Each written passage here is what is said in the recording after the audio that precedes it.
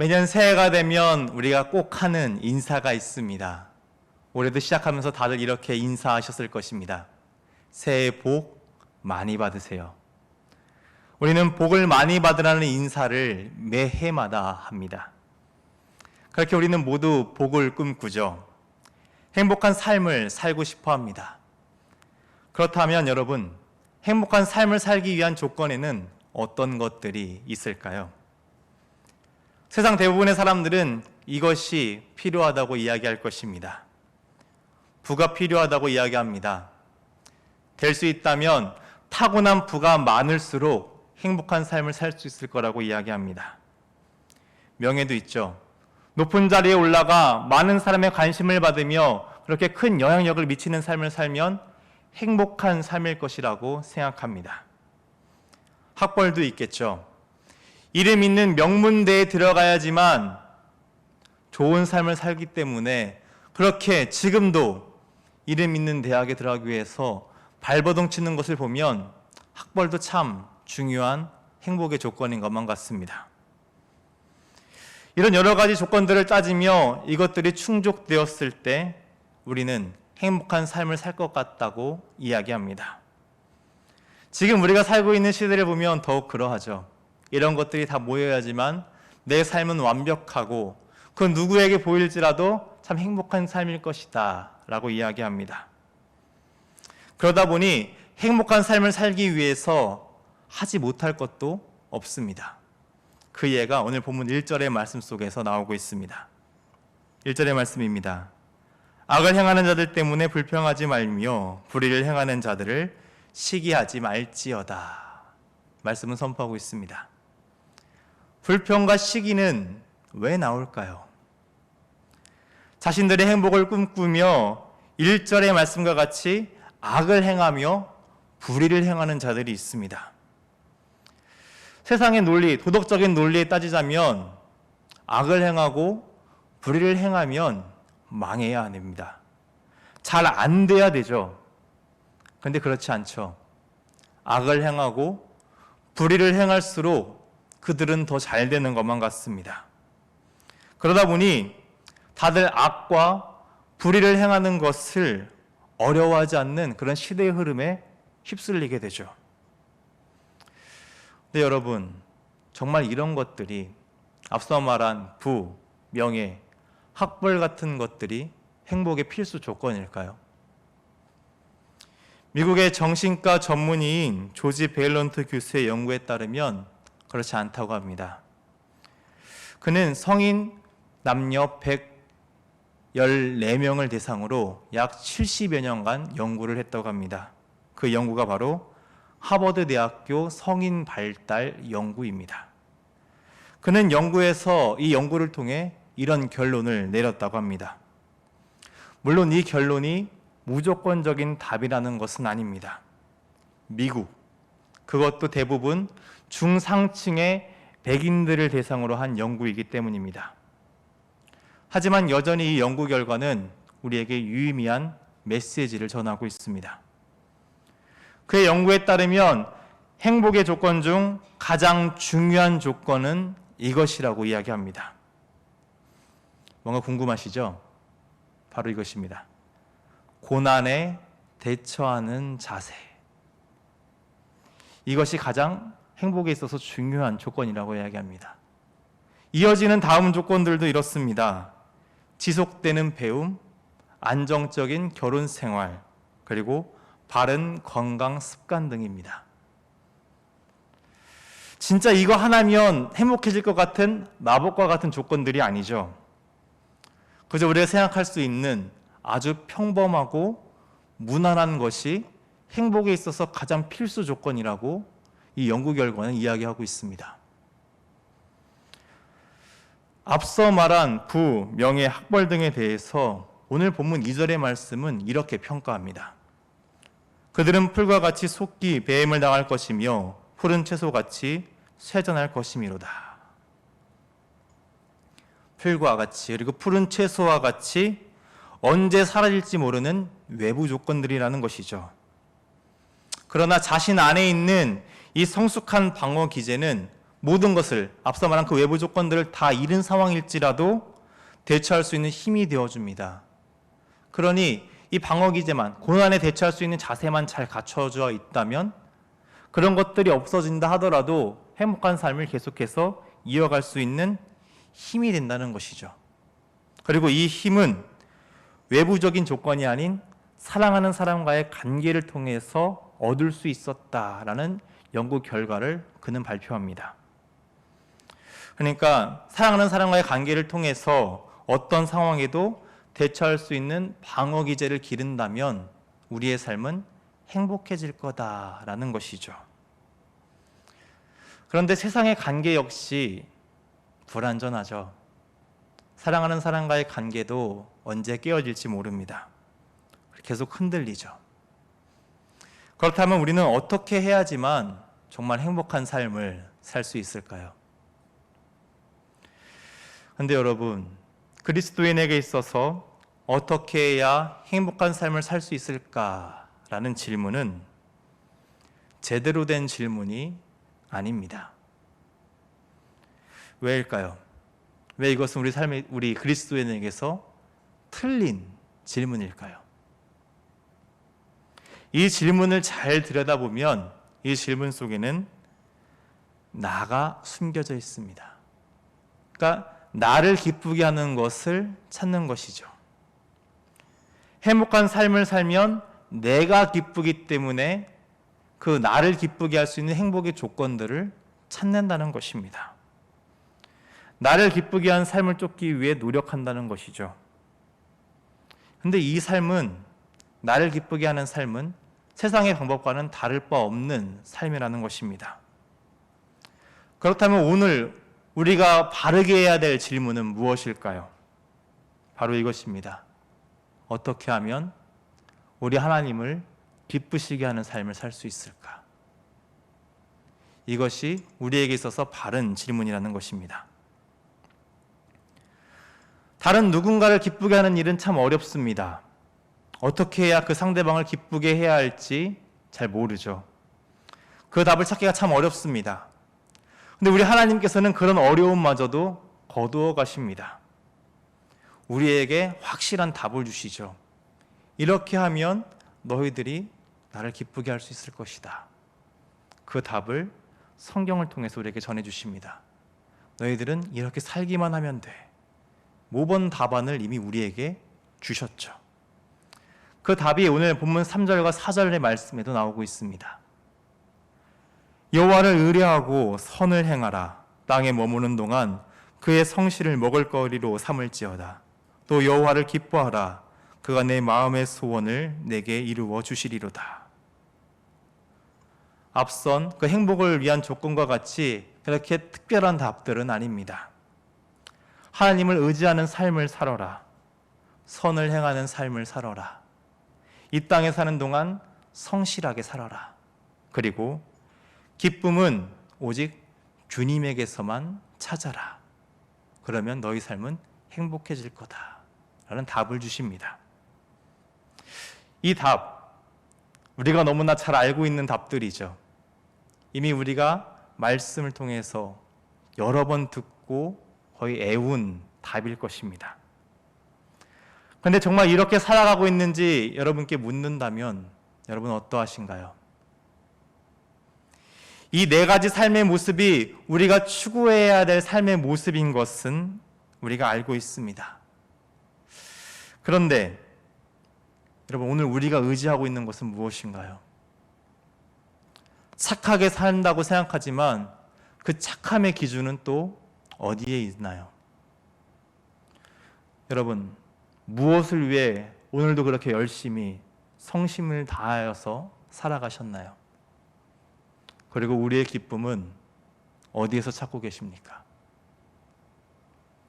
이 계속되는 질문 앞에 우리는 어떤 답을 하나님께 드릴 수 있을까요? 우리는 자꾸 하나님과의 관계를 회복하며 하나님만을 바라봐야 되는 것을 알지만 나를 바라봅니다. 정말로 이 나를 버리는 것이 쉽지 않죠. 이 나는 주님과 함께 그 십자가에 못 박혀 죽고 이제부터는 부활하신 주님과 함께 새 사람을 입은 삶으로 살아야 되는데 자꾸 옛사람인 내가 나타나서 내 삶을 이끌어가려고 합니다. 자꾸 나를 기쁘게 하는 삶을 살고 싶어 하죠. 그런데 그러다 보니 나를 기쁘게 하는 삶을 살려고 하다 보니 역설적이게도 우리의 삶의 기쁨은 점점 사라져 갑니다.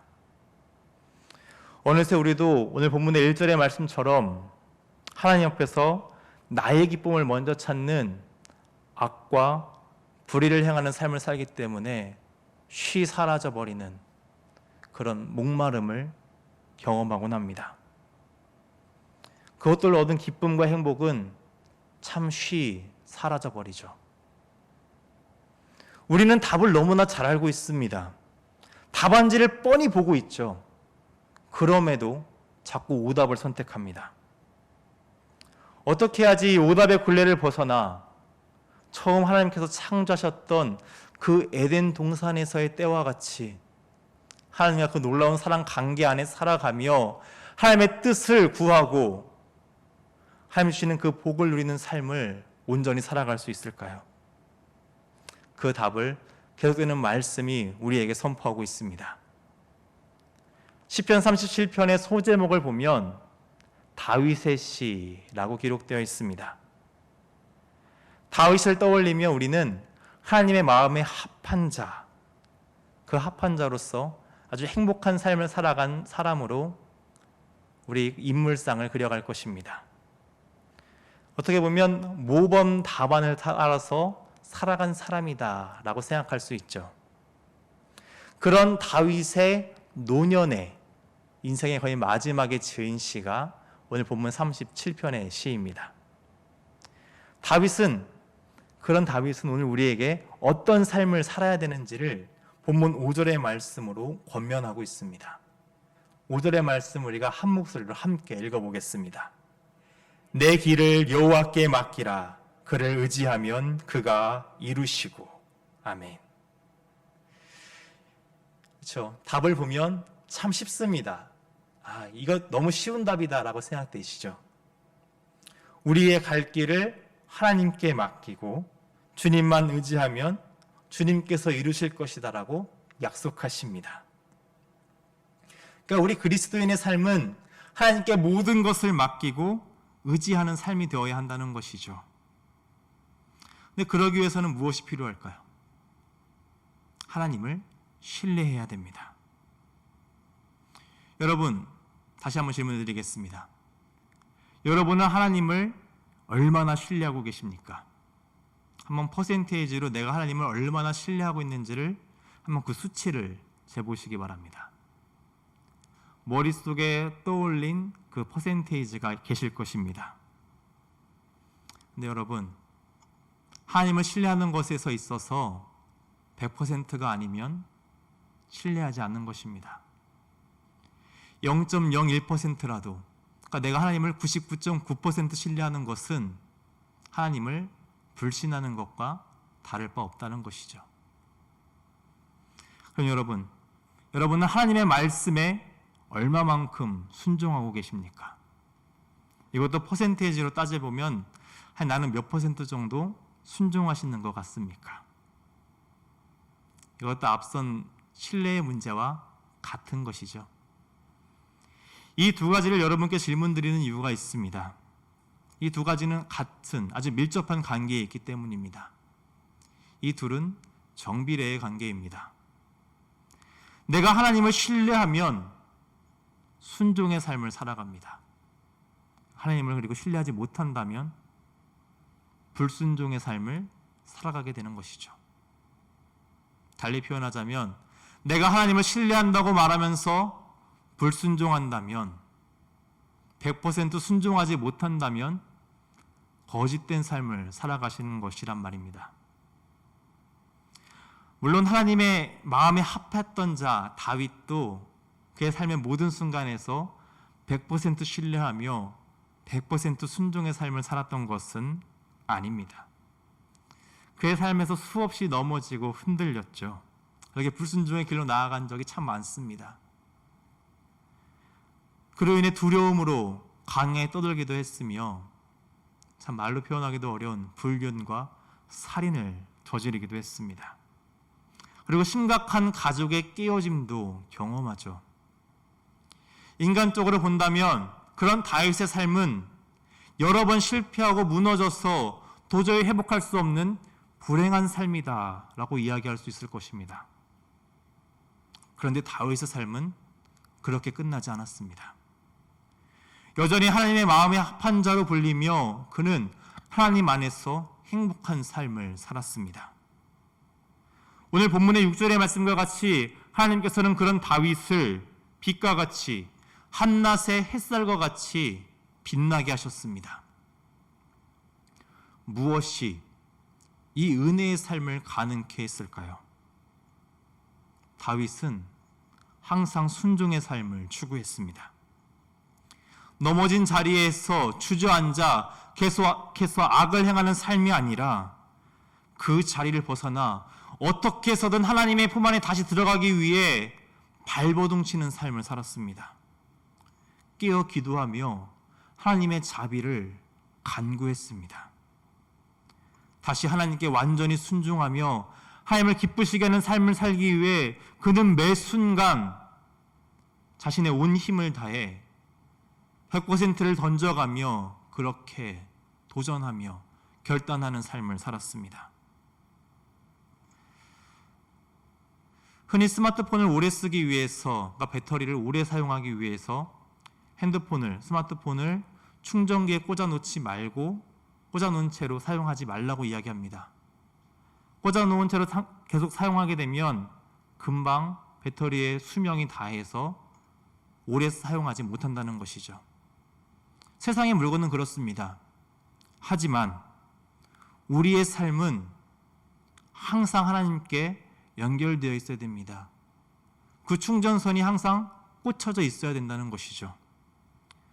잠시라도 떨어져서 그 충전 코드가 빠져서 우리의 충전 상태가 방전되기 시작한다면 99, 80, 70 이렇게 우리의 충전된 상태가 떨어지기 시작한다면 그 충전된 정도가 다를 뿐이지 우리는 불순종의 삶을 살아가게 될 것입니다.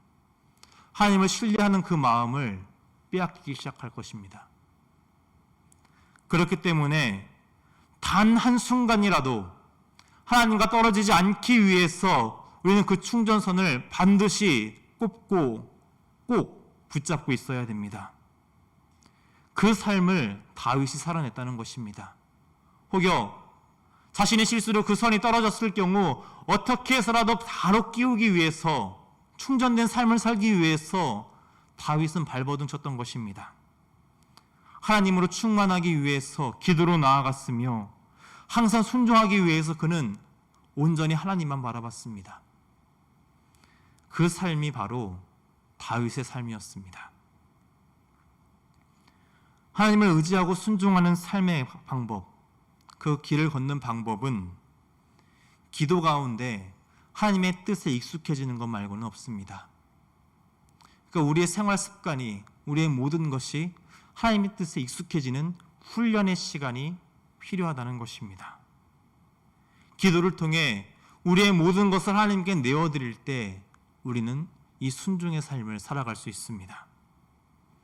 그렇기 때문에 다윗은 오늘 본문 말씀 7절의 말씀으로 우리에게 권면하고 있습니다. 제가 7절의 말씀을 새번역 성경으로 읽겠습니다.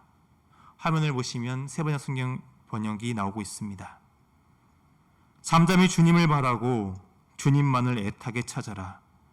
가는 길이 언제나 평탄하다고 자랑하는 자들과 악한 계획도 언제나 이룰 수 있다는 자들 때문에 마음 상해하지 말아라.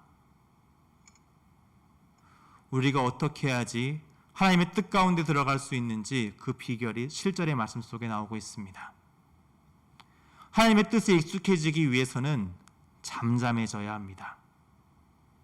문득 생겨나는 우리의 생각, 우리의 머릿속을 분주하게 만드는 그 생각을 올라오지 못하게 막아야 한다는 것입니다.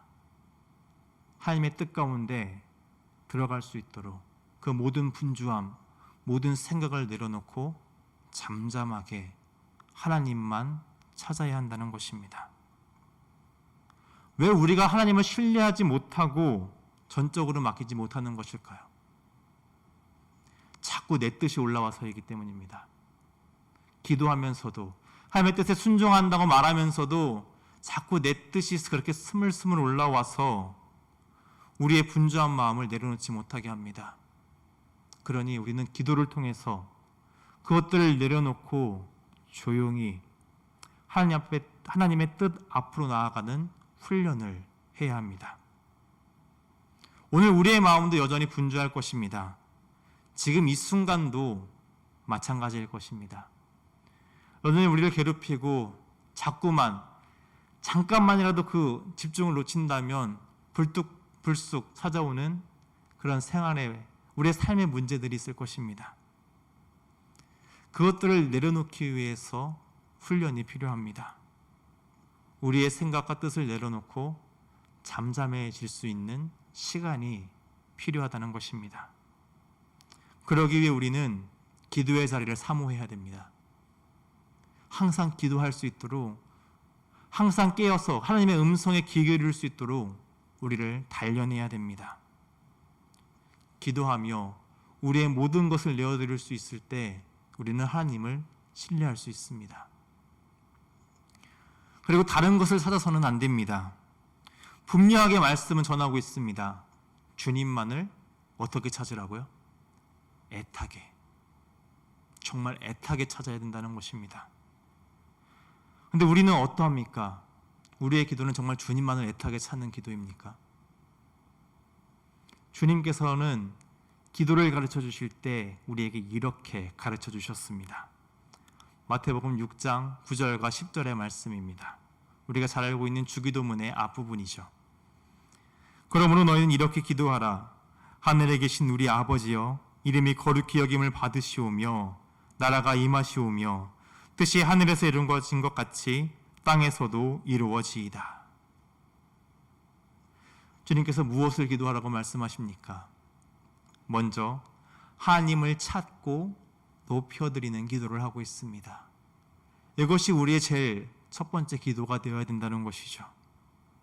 그리고 구하는 것은 하나님의 뜻입니다. 기도에 있어서 가장 중요한 것은 우리의 것을 구하는 것이 아닙니다. 근데 우리는 너무나 많은 시간을, 기도에 있는 그 많은 시간을 우리의 것을 구하는 데 사용하고는 합니다. 주님께서도 먼저 말씀하셨죠. 먼저 하나님의 나라와 하나님의 뜻을 구하라. 그 삶을 살라고 이야기하십니다. 우리는 이 말씀의 순종으로 나아가야 됩니다. 하나님께 우리의 삶을 맡기며 온전히 그 말씀을 추구하는 삶을 살아야 한다는 것이죠. 하나님께서는 그분께 자신의 삶을 모든 것을 맡기며 순종으로 나아가는 사람들을 아끼십니다. 이미 하나님께서는 우리의 모든 것들을 다 아시고 계시죠.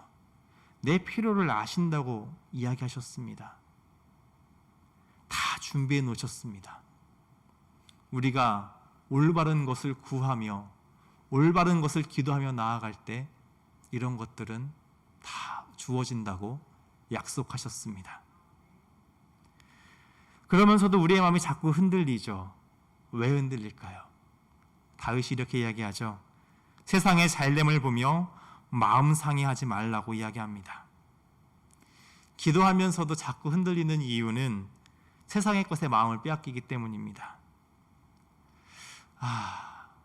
저 집 참 잘 됐는데, 저 사람 참 잘 되어 가는데 왜 나는 기도해도 그러지 못하는가? 자꾸 불평과 시기가 우리 마음에 찾아오죠.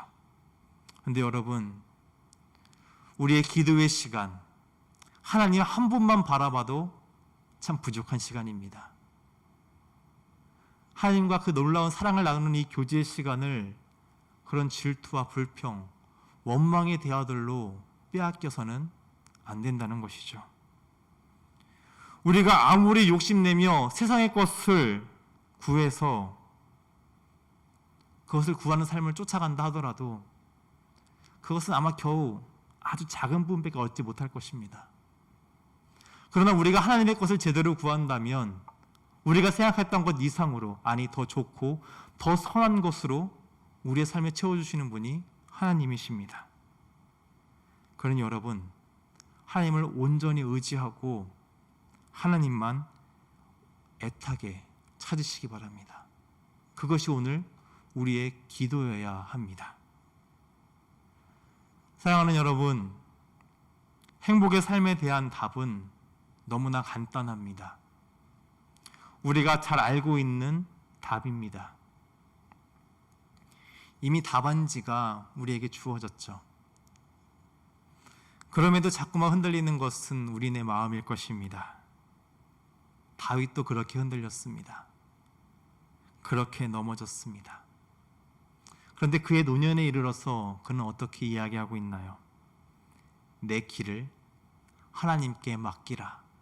그 삶이 우리가 살아야 될 삶이라고 이야기하고 있습니다.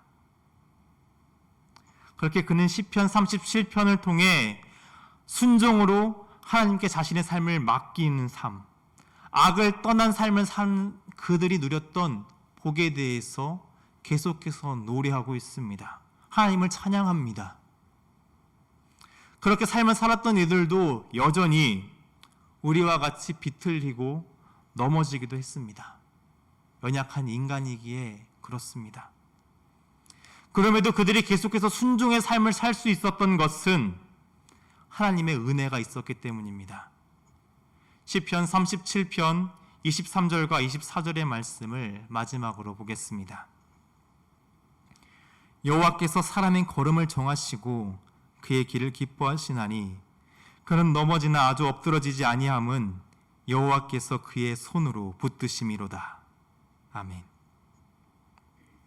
우리가 걷는 길이 하나님께서 기뻐하시는 순종의 길이라면 우리의 발걸음을 하나하나 지켜주시고 그 걸음을 다 인도해 주실 것이라는 약속의 말씀입니다. 혹여 넘어질지라도 주님께서 우리의 손을 붙잡아 주셔서 그 넘어진 자리에 주저앉지 않게 해주신다고 약속하십니다. 하나님께서는 이미 우리에게 이 놀라운 복을 약속해 주셨습니다. 그러니 여러분, 이제 망설이지 마시기 바랍니다. 더 이상 주저앉지 마시기 바랍니다. 우리 마음의 아주 작은 퍼센테이지라도 악에게 그 자리를 내어주서는 안 됩니다.